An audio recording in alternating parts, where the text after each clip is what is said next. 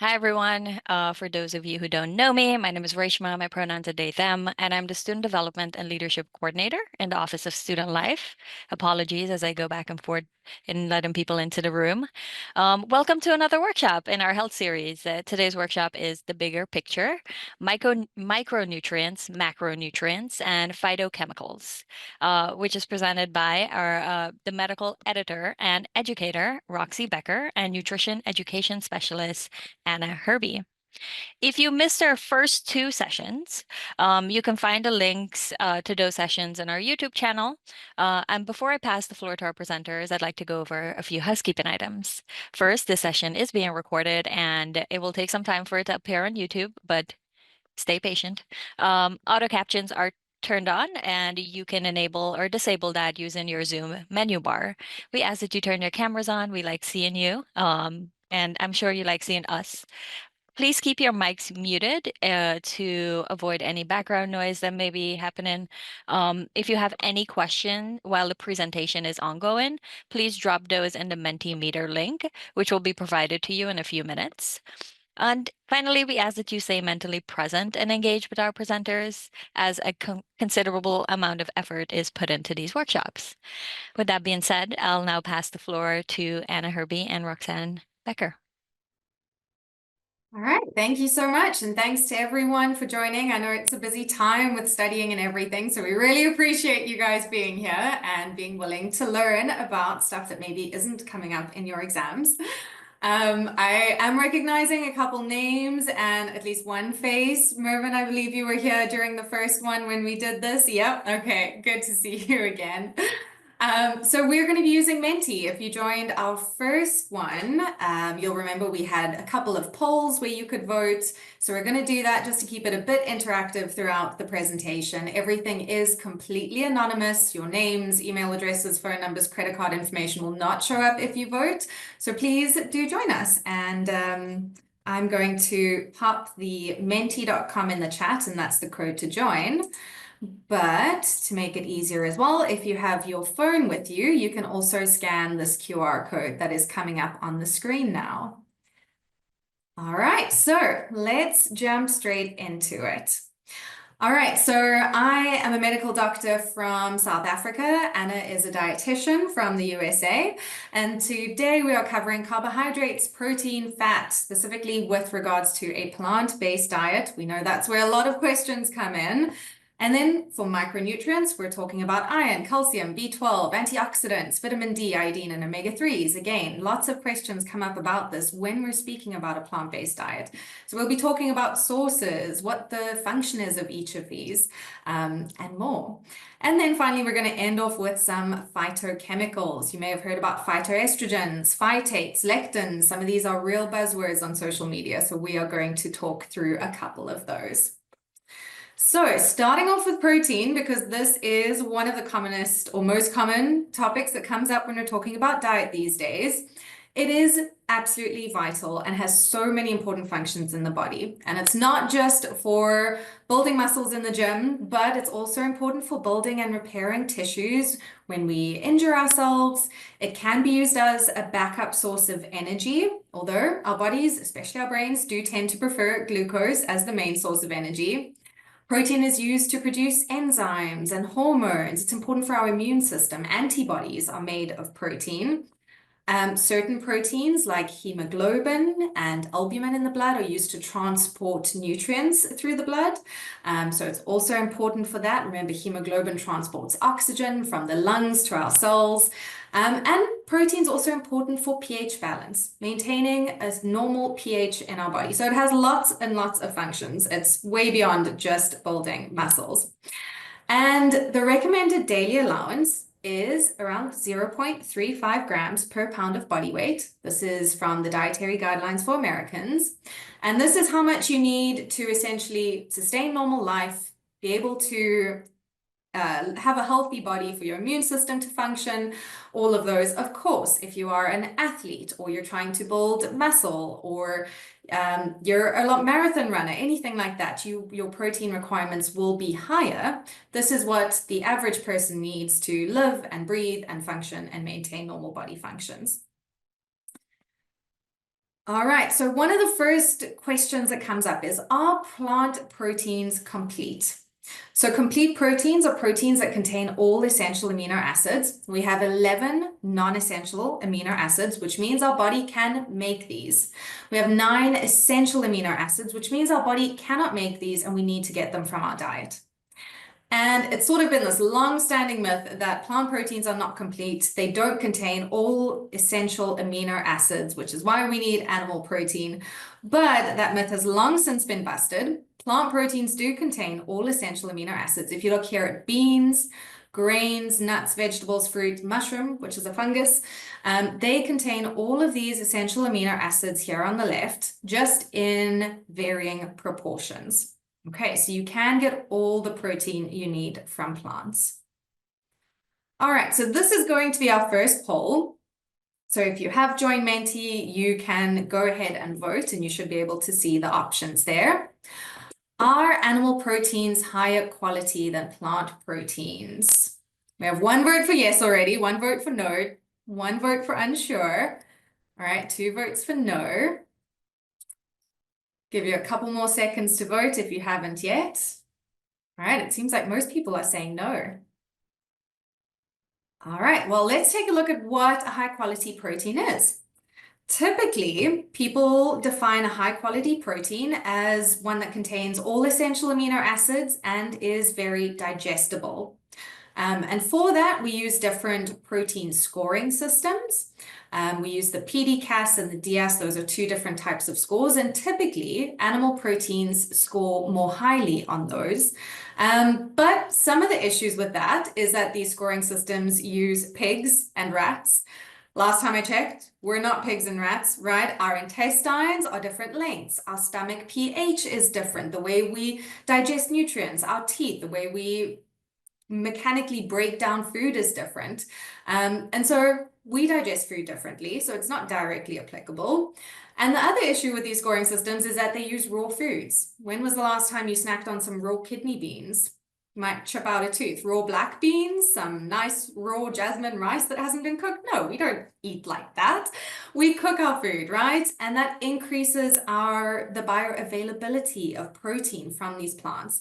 If you think about trying to get protein out of raw kidney beans, it's going to be really tough, right? If you think about cooked kidney beans, well, they're softer, it's easier to digest and absorb the protein from that. So those are 2 of the main issues. So according to traditional thinking, animal proteins typically are higher quality because they're more digestible. But what I would say is that we also need to consider the effects of these proteins that these proteins have on our body. So firstly, even if plant proteins are slightly less digestible, the scoring systems are not entirely accurate for humans. If we use human ileal digestibility, which is small intestine digestibility, plant proteins are actually a lot more similar to animal proteins. And when we look at actually, are plant proteins able to achieve the desired outcome in terms of building muscle? And what are the long-term effects on human health? We'll see some differences. Doesn't help if you can digest and absorb a lot of protein, but it's going to make you sicker in the long run, right? So, are plant and animal proteins equally effective for muscle building? There have been several clinical trials on this. This is one example where researchers took 19 vegans, people who'd been following a vegan diet for a long time, 19 omnivores, put them both on a 12-week strength training program. These were young male adults that were not typically strength training, so they were quite new to it.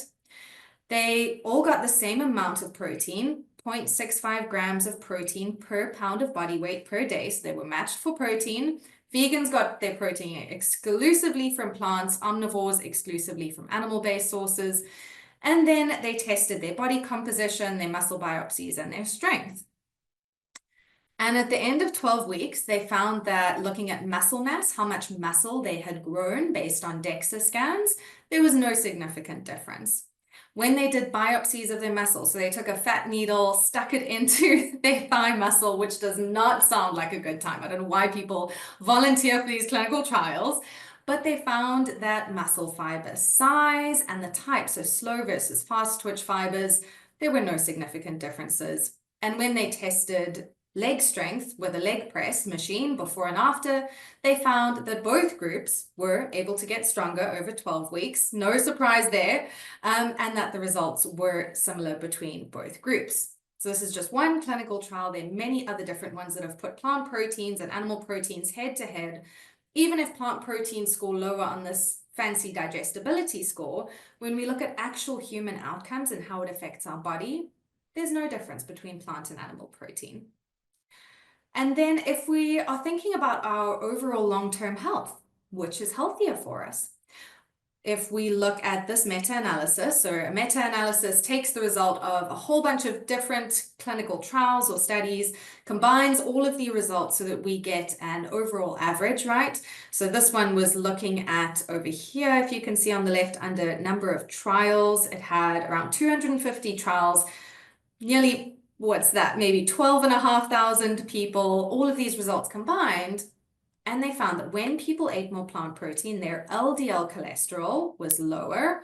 LDL is the bad, so-called bad cholesterol associated with heart disease. Non-HDL cholesterol, which is another marker of cholesterol, and ApoB also were lower with plant protein. So plant protein is better for our cholesterol levels. And when we followed people for decades and analyzed their diet, we've seen that animal protein is associated with an increased risk of all-cause mortality, which is basically dying from any cause. Certain cancers like colorectal cancer, breast cancer, stomach cancer, pancreatic cancer, type 2 diabetes, heart disease, dementia, Alzheimer's.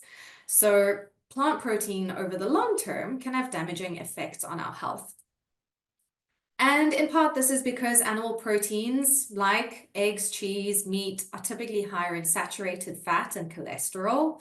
They contain carcinogens, so your heterocyclic amines, polyaromatic hydrocarbons. You don't need to study these fancy long words for your tests, I promise. But these are cancer-causing compounds. When we eat them, well, they're created when we cook meat at high temperatures. And when we eat them, they can go and damage our colorectal cells in our colon, so the cells lining our colon, and they cause cancer to grow. Chicken also contains these carcinogens. It's not just processed meat.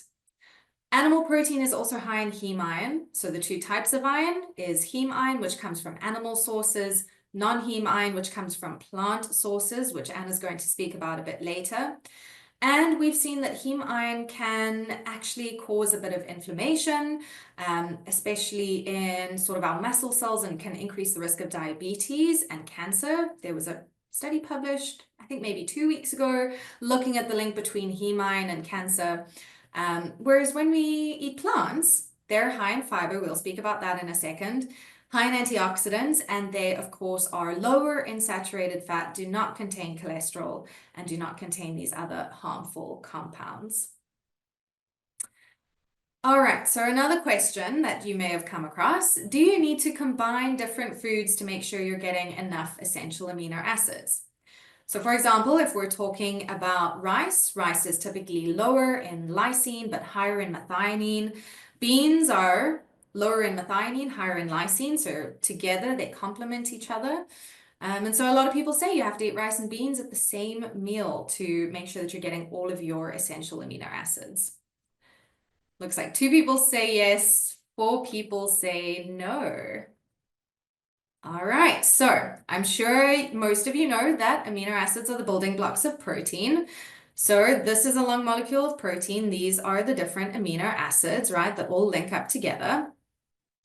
And what researchers have found is that we actually maintain a pool of amino acids in our blood vessels.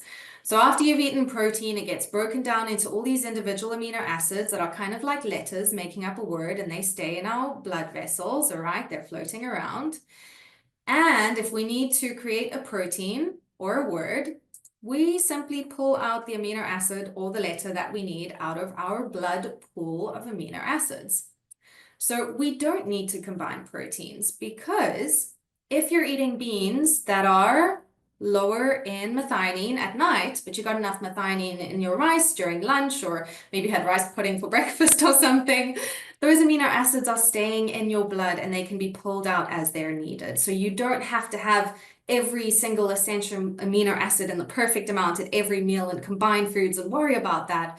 As long as you're getting enough protein throughout the day, your body is able to regulate this and to pull out these essential amino acids out of your blood pool as you need them.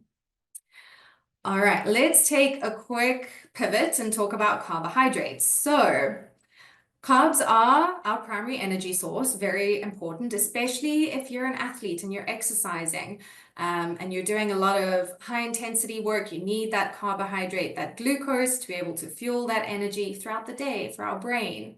Carbs are a great source of stored energy as glycogen in our muscles.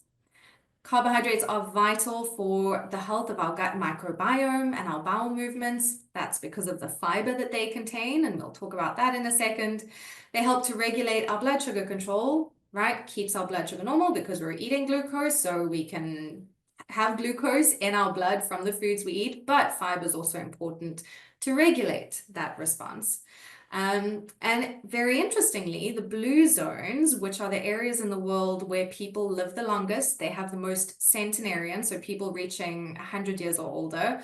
And these are not people that are stuck away in hospital, that are bedbound. No, these are people who are 105, working in the fields, working in their gardens, supporting their families. There was even a heart surgeon who was 100 and something years old. I think he was still doing heart surgery at like 98. And when we look at these people, we find that are up to around 80% of their calories are coming from carbohydrates. And that's because carbohydrates contain a lot of beneficial nutrients. So carbohydrates are often blamed for type 2 diabetes. Sometimes fat's blamed. I don't think I've ever seen protein blamed for diabetes, but what do you think? Does eating too many carbohydrates cause type 2 diabetes? Should we be limiting how many carbohydrates we eat? All right, looks like one person says yes, two say no, three say depends, three say unsure. We've got quite a nice spread throughout these questions. All right, well, it turns out that it actually depends on the quality of carbohydrates that you eat. So it does depend. Fruits and vegetables, whole grains, and beans have all been associated with a lower risk of type 2 diabetes. So as people eat more carbohydrates coming from these whole food, unprocessed forms of carbohydrates, it actually reduces their risk of diabetes. If you're eating ultra-processed foods, refined carbohydrates, added sugars, cookies, donuts, cakes, French fries, those can, of course, lead to weight gain, overweight, obesity, chronic inflammation, and those carbohydrates can increase the risk of diabetes, but in their whole food form, they're actually really protective. I still remember when I was practicing in South Africa and our diabetes education was that people with diabetes can only eat half an apple or half a banana, but then can go and eat, you know, all the McDonald's they wanted in the world as long as they left the white bread roll off. So definitely a lot of misinformation about this. But we've also seen that carbohydrates, when they're coming from their whole food sources, can be used to help treat diabetes. And this was a clinical trial that was done at our company, the Physicians Committee for Responsible Medicine in DC. And the researchers took 99 people, randomly split them into either eating a high carbohydrate, low fat vegan diet. So they were eating fruits, vegetables, lots of grains, beans, with limited nuts and seeds, or to eat a portion control diet, which was what was recommended by the American Diabetes Association. And at the end of 22 weeks, they found that in blue here, these are the vegan results, the people that were eating the vegan diet, their A1C dropped the most. A1C is a 3-month marker of blood sugar control. We typically want that to be below 5.7. They started at 8, okay, so they're in the diabetic range. And even though they were eating around 70 to 80% carbohydrates, their blood sugar control improved. Portion control diets didn't tend to do quite as well. So it really depends on the quality of carbohydrates, right? A jelly bean and a red kidney bean are going to have completely different effects on your body. So carbs are not the enemy. It's the quality that's important. One of the very, very important benefits of carbohydrates is because of the fiber.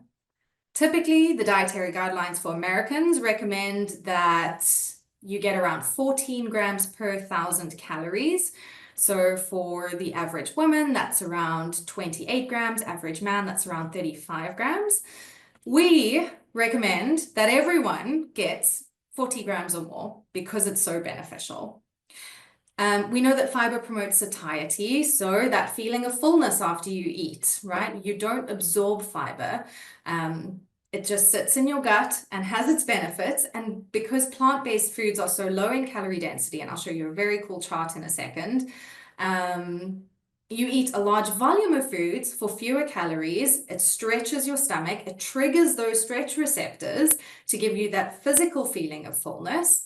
And it signals to your brain, okay, we've had enough to eat for this meal. Let's stop feeling so hungry. Fiber also lowers the risk of certain diseases, things like colorectal cancer. If you have all of these nasty carcinogens, cancer-causing compounds sitting in your gut, fiber helps to keep you regular, keep things moving, and so it helps to flush them out so that they're not just sitting in our intestines, causing damage and wreaking havoc. And fiber is also associated with a lower risk of diabetes, even breast cancer. So it really has a lot of benefits. Fiber can help to lower cholesterol, so it kind of acts like a net in our intestines. If you eat a tablespoon of peanut butter, you're going to absorb a lot of those calories. If you eat a tablespoon of peanut butter with a couple slices of apples, you actually end up absorbing fewer calories, absorbing less fat, because that fiber actually traps calories and fat in the gut. And reduces the amount that we actually absorb from our food, which is pretty interesting. And that's one of the reasons why fiber is so great for weight loss. And eating more fiber-rich foods can help you to lose weight. Right, we've mentioned blood sugar, and of course it promotes weight loss as well. Now, the gut microbiome is something that we are hearing more and more about. We're hearing about links between the gut and the brain, the gut and the heart, the gut and everything else. And we have billions and billions of these tiny bacteria that are sitting in our gut, and they can either promote health or they can increase the risk of various diseases. And the good gut bacteria that help us to thrive, lower inflammation, reduce our cholesterol, decrease our risk of cancer, those guys thrive on fiber-rich food. They digest the fiber, they produce short-chain fatty acids that can then be absorbed into our body and help to regulate blood sugar. And so when we eat lots of fiber-rich foods, those guys thrive. If our diet, on the other hand, is donuts and cupcakes and French fries, and we're not getting a lot of fiber and we're eating a lot of refined foods, then we disturb this balance of bacteria. The bad guys thrive, and we can end up with more inflammation, more intestinal digestive issues, higher risk of heart disease, cancer, obesity, Alzheimer's, etc. I see someone said we love jelly beans. Well, you can have a couple, but we prefer red kidney beans or black beans or garbanzo beans or any other kind of beans. So please don't make that your main source of beans.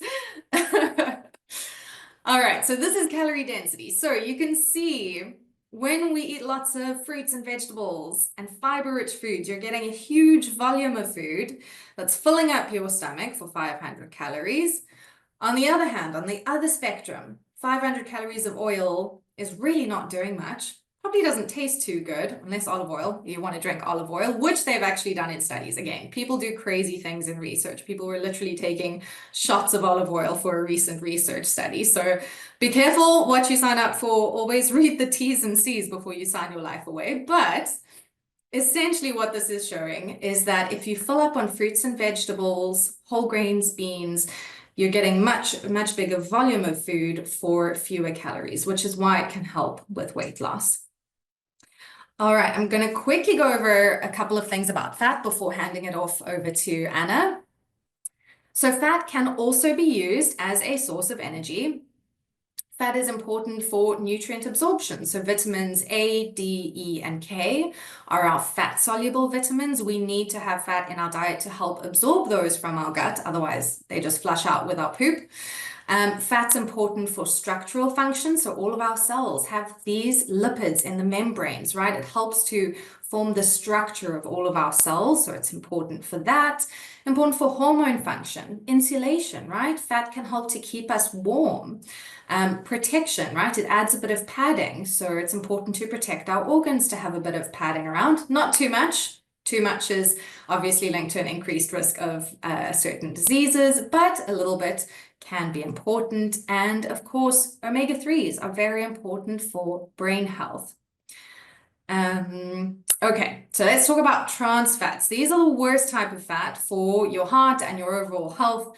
I think this is pretty much agreed upon by all researchers and doctors and dietitians. I don't think anyone is going to be advocating for trans fats. Important to know that adding trans fats to food was banned by the FDA in 2016 here. However, a kind of little loophole is that if there are less than 0.5 grams per serving, then you list that as 0 grams on a nutrition label.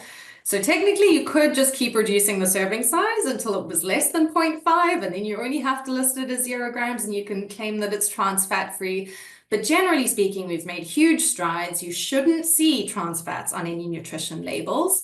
They can also be created when you deep fry things. So if you're getting those McDonald's fries or some kind of fast food that was deep fried in oil, that's producing trans fats. You don't always get a label on your McDonald's fries. I'm hating on McDonald's. I don't mean to pick on McDonald's. All deep fried foods are going to have added trans fats. There are some natural trans fats found in meat and dairy, very small amount. It doesn't seem to be as dangerous as artificial trans fats. But if you are looking on nutrition labels, you can find it over here. And if you're looking at the ingredients list, it's usually under partially hydrogenated vegetable oil, or it could be partially hydrogenated soybean oil or partially hydrogenated palm oil. So if you're going to another country and maybe they haven't banned trans fats, you can find those in the nutrition label. After trans fat, saturated fat can be damaging to our heart and to our metabolic health. We know that it can, well, all fat can contribute to weight gain because they're so calorie dense. Particularly saturated fat can contribute to lipotoxicity, which is inflammation in our fat cells or inflammation around fat. And so that can lead to insulin resistance. So our insulin doesn't work as well, and that can lead to prediabetes and diabetes. And saturated fat is one of the main dietary risk factors, or dietary factors, should I say, that increases our LDL or bad cholesterol. And it can obviously then, if our cholesterol is too high, it causes plaque to build up in our arteries and lead to atherosclerosis, heart disease. And the main sources of saturated fat in our diet are dairy, eggs, meat, tropical oils, so coconut oil and palm oil, and then ultra-processed foods. And the relationship between how much saturated fat we eat and the disease outcomes is not exactly a perfect straight line relationship. So we actually see that when saturated fat is around more than 8 to 10% of daily calories, we see, look how steep these lines are. Our risk of heart disease, heart attack, what else is here? Stroke, all-cause mortality absolutely shoots up.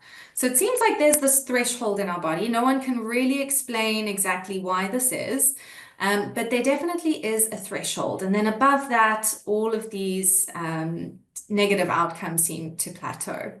So if you want to optimize your health in terms of the fats that you're eating, you want to keep saturated fat super low, as low as you can. If you're not tracking your calories and you don't know exactly what 8% of saturated fat in your diet is, then just go back to these foods and minimize these foods because those are the main sources, the animal products, tropical oils, and ultra-processed foods. All right, here's another question. So is dietary cholesterol important for brain health? Let me know what you think. Got one person that says yes already. One says no, 4 say yes. All right, fun fact, around 25% of cholesterol in our body is actually in our brain. So it's a huge amount of cholesterol in our body. All right, we have 7 people that say cholesterol is important for brain health, dietary cholesterol, and 2 people that say no. So cholesterol is super important. If you think about your nerves, they're covered in myelin, which is this fatty insulation, helps our nerves to conduct impulses along them. So it's cholesterol is 100% important, but dietary cholesterol doesn't really play a role. Why is that? Well, cholesterol is too large to cross the blood-brain barrier. So we have all of these arteries feeding into our brain. Between our arteries or our blood vessels and the brain cells, there's the blood-brain barrier. And that's to prevent things from getting from the blood into the brain that shouldn't be there. And so it's very tightly regulated, and cholesterol is too large to actually go from the blood into the brain. So even if you have high cholesterol in your blood from eating saturated fat and LDL cholesterol, none of that's getting into your brain. But instead, the brain can make all the cholesterol that it needs. And so eating more cholesterol is not helping your brain at all. And in fact, if you have too much cholesterol in your blood from what we've spoken about, trans fat, saturated fats, dietary cholesterol, being overweight or obese, then this cholesterol in our blood can damage these precious arteries in our brain. That leads to plaque forming in the walls, and that can lead to stroke. It increases our risk of dementia and Alzheimer's, we're finding now. And so on the other hand, contrary to popular belief, dietary cholesterol can actually be dangerous for our brain health. I believe this might be my last slide before I hand over to Anna. A brief mention about the cholesterol plateau. You'll see some people say you should eat no cholesterol. Some people say cholesterol doesn't really matter. It doesn't really influence our blood cholesterol levels. So eat as much of it as you want. There are always 2 major opposing camps on social media. But really what we find, or what researchers have found as far back as 1992, is that there's something called the cholesterol plateau. So, if you take someone who is not getting any dietary cholesterol, someone who's, say, following a vegan diet, they're not eating any animal products, and you add cholesterol to their diet, you can see in this first top line how sharply their blood levels of cholesterol increase. Okay. If you take someone who's already eating a lot of cholesterol, so they're eating a whole lot of eggs and red meat and dairy and ultra processed foods that have had eggs and dairy used as ingredients, and you add more dietary cholesterol on the x-axis here, well, they don't have quite as much of a reaction as someone who's getting no dietary cholesterol. So if you're already eating a lot of cholesterol and you add 2 eggs, it's probably not going to do too much to your blood levels of cholesterol, although you will see that everyone did experience an increase in their cholesterol levels when they added cholesterol to their diet. Lots of cholesterol words floating around here. But if someone was eating no cholesterol and they added a couple of eggs, their blood levels of cholesterol shot up. So we can also say that the reverse is also true. If you're eating a lot of cholesterol, you cut back a little bit, probably not going to see too much benefit. But if you cut back all of your cholesterol and you stop eating it completely, that's when you're going to have the most benefit for your blood cholesterol levels. And you don't need to eat cholesterol because just like the brain makes all the cholesterol that our brain needs, our liver makes all the cholesterol that the rest of our body needs. So we don't need to get that from our diet. All right, and I'm going to stop sharing and I'm going to hand over to Anna. Awesome. Well, hello, everyone. It's so good to be here and to see you all. And thank you, Dr. Becker. So my name is Anna. I'm a registered dietitian, and I'm going to talk about micronutrients in 1 second. Let me get my screen all set. So macronutrients are needed in larger amounts, right? And micronutrients, we just need a little bit, but they still play a really important role. And there's actually a lot of micronutrients. We're going to talk about some important ones here. Okay, I think I got it up. All right, so we're going to start with iron. Iron, you probably know about iron. It's really important and it plays a really good role in your blood. It's going to be in those red blood cells, helping to transport oxygen from what you breathe into your whole body. So all your muscles and your tissues, they rely on your red blood cells, and iron is a really important part of that. So Dr. Becker has already mentioned the two forms of iron. We've got heme iron and we've got non-heme iron. So heme iron is found in muscles. So we have it in our muscle cells.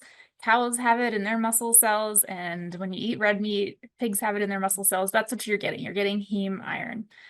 Non-heme iron, on the other hand, it's in the plant cells. So you get it from plant sources, and it looks a little bit different than heme iron, and it acts differently in your body as well. Heme iron, so what we're getting from the animal products, it's not easy to regulate. So you can eat a lot of it and you're going to absorb all of that iron, no matter if you need it or if you don't need it. And so the problem there is that iron can be an oxidant, right? Like think about a penny and it gets rusty. Iron can kind of do the same thing. If it's in too much amounts in your body, it can cause oxidation, it causes inflammation, all sorts of problems. You really want to be able to regulate how much iron your body's taking in. So that's where non-heme iron comes in. So with non-heme iron, there's like a gate, and your body says, do we need you? Do we need this iron? And if the answer is no, then it just kind of passes right through. If the answer is yes, we need a lot of iron, then we let more in. So it's really regulated based on your body's own iron storage. Okay, so we talked about red meat as a source of iron, but what about plant-based sources of iron? What foods that are not animal-based, what foods can give you that non-heme iron? So if you have your Menti open, this is just a word cloud. So enter some thoughts if you have any guesses about where we get iron from plant foods. Yay, green leafy vegetables, spinach, yeah.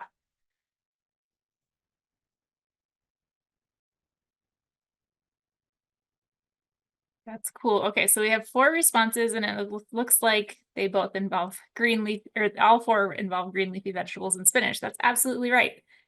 And we got broccoli. Yep, there's one food group that we're missing. Any guesses? Oh yeah, arugula. We got another green vegetable. Love it.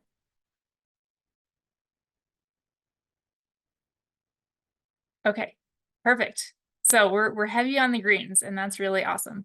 Some other sources of non-heme iron are going to be our bean family. So any legumes, so lentils and all the beans. Tofu also is a bean, so it does have some iron. Who knew that molasses was a good source of iron? That's a good one. I really love to put molasses on like a piece of toast. I don't know if you've ever tried that, a little bit of peanut butter and molasses on top. Spinach, of course, raisins. Often cereal will be fortified with iron, and then some whole grains have iron as well. Okay, so we might be thinking if the non-heme iron is less absorbed, what if you really need it? What are you going to do? So there are some ways that you can increase your absorption. For example, cooking your vegetables. If you have kale or spinach, you can cook it, and this is going to make it easier for your gut to absorb it. And then this neat little trick of combining foods that are high in vitamin C with those high iron foods. So that really boosts the absorption in your gut. For example, lentils. You can have lentil soup with tomatoes in them. And the vitamin C from the tomatoes is going to really help you absorb more iron from the lentils. And then some things will reduce your absorption. So for those who might be struggling with getting enough iron, one good tip is to put 2 hours between these iron-rich foods and the foods that will reduce absorption. So we're talking about caffeine, like coffee and tea, calcium, so mostly dairy products that are going to be high enough in calcium to hinder that absorption, and alcohol is not good for us in general, but it does reduce that iron absorption. Okay, next we're going to talk about calcium. And any guesses on where you get calcium? I know probably the first thing you think about is a glass of milk. You got to have your dairy for your calcium. But let's take it one step further and think about that cow that's giving us the milk. Where do they get their calcium? You can probably see the answer right here. They get it from the grass. So they're not making their own calcium. They're getting it from the grass and they're turning it into milk. And then we're taking that milk. But we can cut out this middle step and go right to the plants. You don't have to eat grass, but you can eat plant foods and you can get just as good calcium. So the role of calcium is it does a lot of things, but mainly we think of our bone health. Calcium plays a really important role in just keeping our bones strong as we're rebuilding and repairing bones. So the dietary recommendation, the amount that you need every day really depends who you ask. There's such a wide range. The World Health Organization says you need 500 milligrams a day of calcium. And then here in the US, we're told that we need 1,200 milligrams a day. So what do we need to believe? Well, the truth is that it falls somewhere in the middle. When we look at the overall balance of research, there's folks that are getting about 700, and then when you get more than that, they're showing there's no benefit to that increased calcium for your bone health. So the goal here in the US is really high, is 1,200, but if we can even just get 700, we're going to be perfectly healthy in terms of bone health and calcium needs. Calcium supplements. They do exist. A lot of people who have concerns about their bone health might turn to calcium supplements, but there's research showing that this is actually not helping. Unless you're low, if you're getting less than 500 milligrams a day, the calcium supplement might help. But if you're getting more than that, more calcium is not going to help you, especially for bone health. So it's not recommended to take a calcium supplement. There's also some risks. It could calcify in your blood vessels and cause some heart problems. So the best way to protect your bones and to get enough calcium is to focus on these plant-based sources. And then also there's other things that you can do for bone health, like limiting salt or just avoiding those sodium bombs like processed foods and restaurant foods. If you can minimize those, that's really helpful. And then we want to stop smoking or avoid smoking. Okay, so that cow is getting calcium from the grass that it eats, but what are other plant-based sources of calcium that we could eat to get our calcium throughout the day? Kale, yay. That's a good one. What else? We kind of got our leafy green category. So when you think of iron and calcium, you're thinking about leafy greens. And then another food group that we also talked about when it comes to iron will also provide calcium, if you can remember. Nuts and seeds can have some calcium. Oat milk will generally be fortified with calcium, which is great. Beans, hey, there we go. The beans, the legumes, that whole food group is a great source of calcium. Pumpkin seeds, yep, that's a good one. Vegetables in general, yep. Fruits might not provide as much calcium. They might provide a little bit, but when you think of like the really big hitters with calcium, we're mainly thinking about beans and green vegetables. Oh, and almonds. Yeah, almonds are really great for bone health. Okay, so here's some examples. We have collard greens. This is in milligrams of calcium in a cup. So collard greens are pretty high with 358. Notice that they're cooked and concentrated. Pinto beans, broccoli. Tofu is really going to vary because it's set in calcium. And so some brands will process it a little differently. They'll have less calcium, some will have more. And then we've got our fortified foods, like orange juice can be fortified, and a lot of non-dairy milks will just naturally, not naturally, but they will automatically be fortified with calcium. And then speaking of bone health, the other really important thing is vitamin D. And this actually doesn't come from food. It can come from some foods, but the most reliable source is sunshine. So the role of vitamin D is to help our body to use calcium and absorb it. So that's why it's so important for our bones. There are some supplements and fortified foods that will provide vitamin D. But the best thing you can do is just to go outside. It just takes like 10 to 15 minutes in the sunshine, and you want to like actually feel it. You know how you can kind of feel the sun on your skin. It feels like a little bit nice and warm and tingly. That's what we want for about 10 to 15 minutes a day, and then that's really all you need.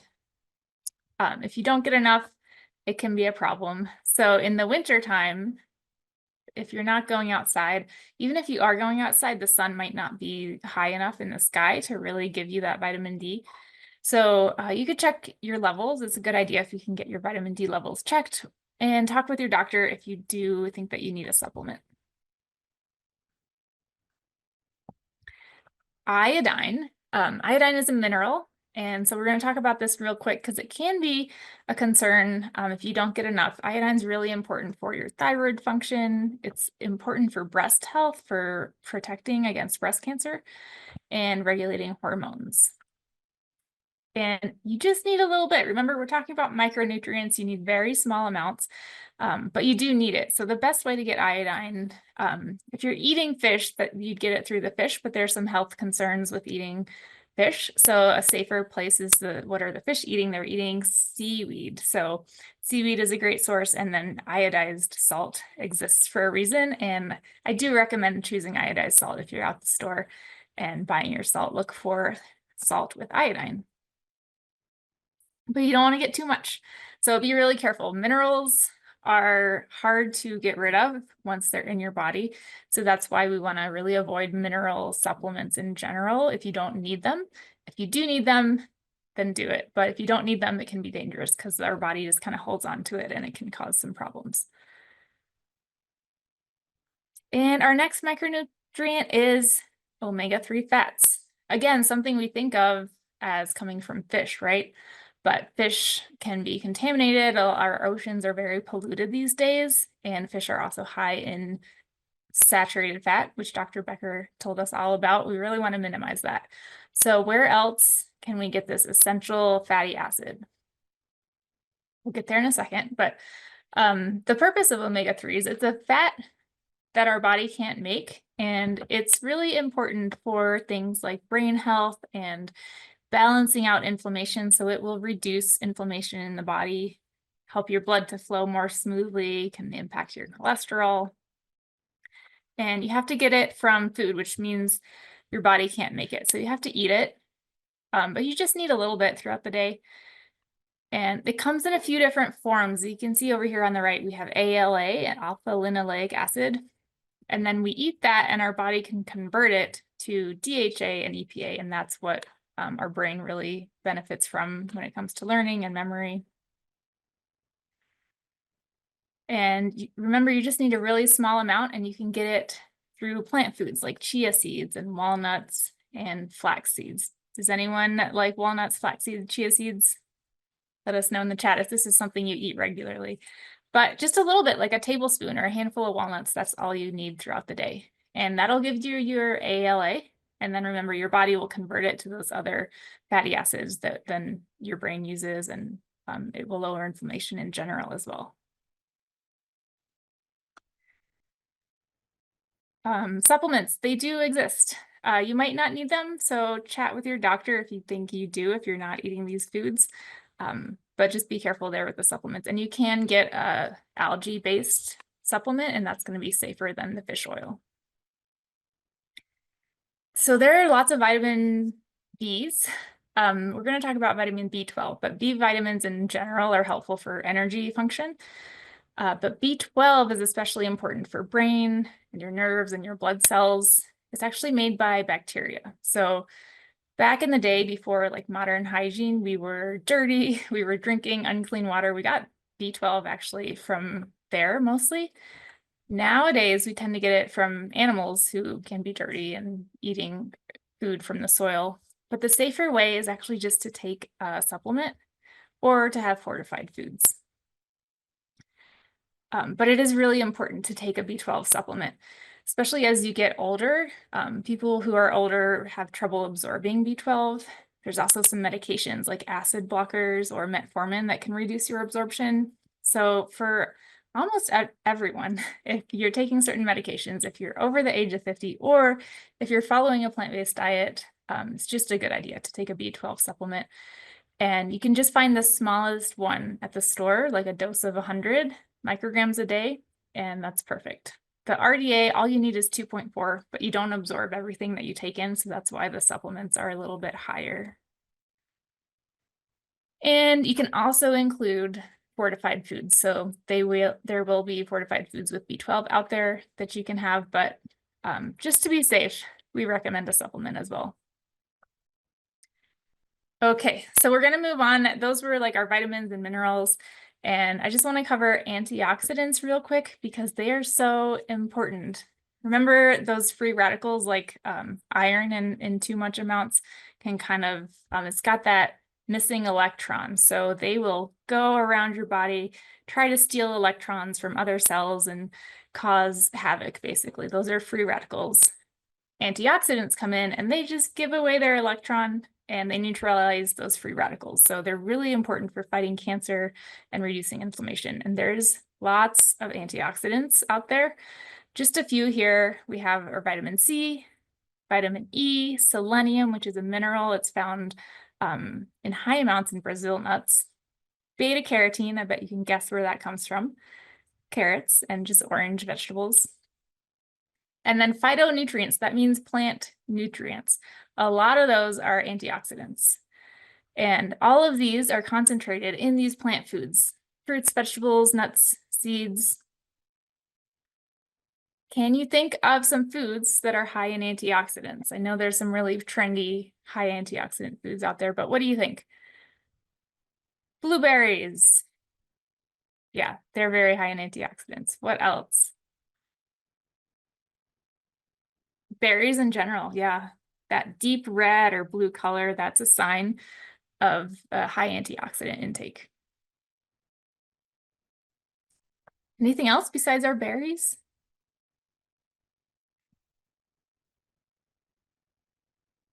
Well, we do love berries. Broccoli, there we go. Yep, broccoli. You want to think of all the colors you can eat. Spices and herbs, oh yeah, like turmeric, for example, is high in antioxidants. Green tea, absolutely. We love green tea. It's like a leafy green that you can drink instead of eat. All right, so I want to show you a resource that we use. It's called the Nutrition Rainbow. And it just highlights how important it is to eat so many different colors in your diet, because every different color that you eat is going to give you a different kind of nutrient. For example, red, we have lycopene, which is an antioxidant. It's especially powerful for fighting prostate cancer. And orange, we have our beta carotene. You don't need to remember all of these nutrients, but just remember different colors, different nutrients, different benefits. So we want to get as much as possible. Green, we've got folate. Green and white, we've got indoles. And blue, we mentioned blueberries, anthocyanins. That's the main antioxidant in the blue color. So that's what's doing all of the hard work for us when we eat blueberries. Along with grapes, we know resveratrol. I think that's pretty popular. It's best to get it from grapes rather than wine because you get more from the grapes and you don't get that alcohol as well. And then brown, even brown foods are important, so don't count them out because of their fiber. Okay, I'm going to invite Dr. Becker back up and we're going to play a little bit of true false in terms of our phytonutrients and plant nutrients. So you might have heard of the estrogens in soy, and they got kind of a mixed reputation. So I'm wondering what people think. Is this true or false that the estrogens in soy are harmful to our health?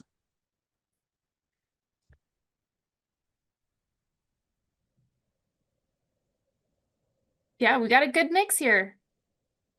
We've got 2 people saying true and 2 people saying false. Oh, 4 people saying false. Oh, more votes are coming in. No one's unsure though. I like it. People are committing and sticking to sticking to the answer. All right. So the answer is false. Dr. Becker, do you want to tell us why? Yes. Oh my goodness. Phytoestrogens are one of my favorite things in the world, especially for breast cancer prevention, right? Everyone gets so scared of the word estrogen, but the estrogens that come from plants have a different structure to the estrogens that are in our body. And so they actually end up having the opposite effect of the estrogens in our body. So while human estrogen can stimulate the growth of breast cancer cells and prostate cancer cells, phytoestrogens from soy, like your soy milk and edamame beans and tofu, can actually reduce the risk. They have a lot of other benefits, like improved bone health. We did a study where we gave menopausal women soybeans, and it reduced their moderate to severe hot flashes. So they are extremely beneficial. Everyone should be eating soy from when you're an adolescent, in my opinion, because that's when we see some of the most powerful protection or protective effects. And estrogens also, this is a common myth, estrogens do not cause breast growth in anyone. I mean, if they did, then what would plastic surgeons do? They'd go out of business. So unfortunately, or fortunately, I don't know, the estrogens found in soy do not cause breast tissue growth. So that's a common myth. All Yeah. right, what's our next one? Okay. What do we have next? Okay, so lectins. Lectins are getting popular these days. Are they a problem for us? Should we avoid eating them? What do you think? All right. Lectins are another phytonutrient. They're found in small amounts in plant foods. While people are voting, I see someone asked in the chat, does it make a difference how soy is processed? Typically, we usually recommend less processed forms of soy, so things like your edamame beans and your soybeans. Edamame beans are the younger, immature version of soybeans. We recommend that, but in research, we've even seen soy milk, tofu, those also have a protective effect. So eat whichever form you want to. They've all been shown to be protective and healthy. Okay, so we got a good mix here. Most people are not sure, which I respect that because there's a lot of confusing information about lectins.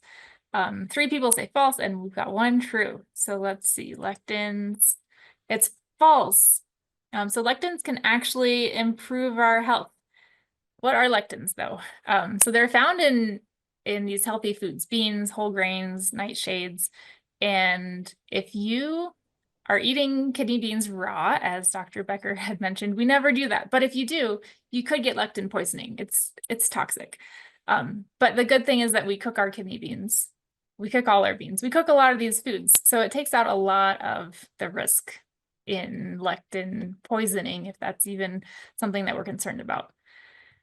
And people who eat the most beans, the most lectin-rich foods, they are in the blue zones. They live the longest, so they're eating a lot of carbohydrates, but a lot of those carbohydrates are high in lectins, and they're just the healthiest people out there. So really, there's no risk to lectins, and they can actually be beneficial in small amounts. So lectin foods, they are associated with reduced risk of chronic diseases, including all the things we're worried about, like heart disease, cancer, diabetes, lung problems, and total mortality.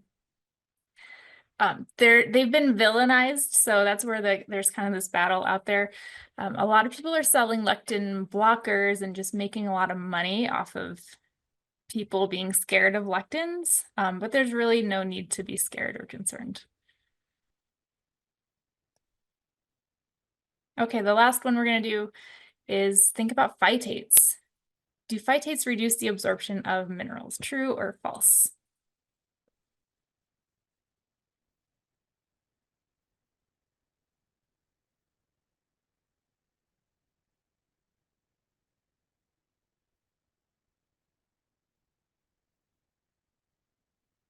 Okay, we got a good mix. So 2 people say true, 2 people say false, and 4 people aren't sure.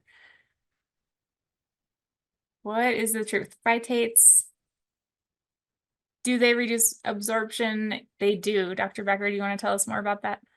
Sure. So they can, often they're called anti-nutrients, right? So they can sometimes reduce the absorption of things like iron, magnesium, zinc. But if you just cook your foods, again, you can reduce the amount of phytates by up to 80%. And then we don't have that negative effect. And similar to the lectins, we see that phytates can actually have a lot of health benefits, right? So if we're having too many phytates, They can reduce the absorption of iron a little bit if you're eating them together. But overall, foods that are high in phytates are your beans and your grains, and we consistently see that they improve human health and they do not actually cause inflammation and a lot of these other negative effects. And just to quickly note, a lot of these, when you hear about these mechanisms on phytates and lectins, a lot of this research is done in animals, and similar to the protein digestibility scoring systems we spoke about, we're not animals. We react differently to food. Those research outcomes are not necessarily translatable to humans. So phytates and lectins can be completely healthy. They can be cancer preventing. And so you should definitely not be scared of eating your beans and grains and just There you cooking. go. Okay, so that I know that was so much information. I hope it was helpful for you. And I think we're at time, but I'm happy to stick around if there's any questions. Yeah, We can sure. the slides afterwards. If people want a copy of the slides, we can send those through. Thank you, Dr. Roxy. Let's open it up for questions. I know that some were answered in the chat, but if you have a question, feel free to unmute or use the raise your hand feature and let us know. By us, I mean them. And then maybe I can throw a question to you. I saw earlier on someone asked, do iron supplements really help? What are your thoughts on iron supplements? Should everyone take them? Do they help? Yeah, that's a good question. Iron supplements, they do help. There's a lot of different forms, but they will only help if you're anemic, if you're like really low on iron. If you have like regular iron levels, definitely don't take an iron supplement. It can be dangerous to have too much iron. So that's not something I'd recommend you do on your own. Definitely do it with a healthcare provider who can check your levels and then also recommend like a form of iron for you. Yeah, they can also cause a lot of constipation and negative gastrointestinal side effects. So definitely, as a blanket recommendation, do not take them unless you have low iron levels. Rather choose to eat a lot of those plant-based sources of iron. Add vitamin C, a glass of orange juice to meals to maximize absorption, and your body can regulate that a lot better as well. If we're just taking supplements, it can reach toxic levels in our blood, so we want to avoid that as well. And if anyone's already on like a vegetarian diet or a plant-based diet and you've been told you have low ferritin, that's iron storage, that tends to happen, and it's totally normal if you're not eating a lot of heme iron, your body's not storing a lot of iron. And so I wouldn't be too concerned if you've been told you have low ferritin, unless it's like super low. But a better look at iron is like your actual iron that's in your that's circulating rather than your iron storage. I Okay. see there's a question in the chat as well. Yeah, I see another one. What are your thoughts on probiotics, prebiotics, and enzyme supplements? Okay, so probiotic, we'll start there. Probiotics. Probiotics, they're basically like the food form of healthy bacteria that you can eat, and it helps to populate your gut. So in food form, they can be really great, like kombucha or sauerkraut. And kimchi, those are other sources. So those can be great. Probiotic pills, not necessarily needed. Your body can balance out its own gut bacteria. So unless you have something like a C. diff infection, there's not really a lot of benefit to taking a probiotic supplement. It's better to eat a high fiber diet, which brings us to the prebiotics. You can get prebiotics through eating a lot of fiber. That feeds the healthy bacteria in your gut, and then they thrive, they'll replicate. And that's a better way to balance out your gut bacteria. Roxy, do you know anything about enzyme supplements, or you want me to take that one? I'm not too familiar with enzyme supplements. No, go ahead, Anna. I'm not super familiar with them. I think they can be helpful in some situations if you're having some digestive trouble. But in general, your body should be able to make the enzymes it needs to digest food. So that's something I would check with a healthcare provider about.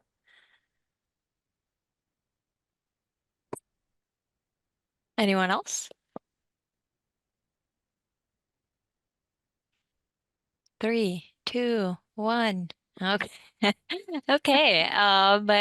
Well, thank you so much, Dr. Herbie and Dr. Roxy, for this informative presentation.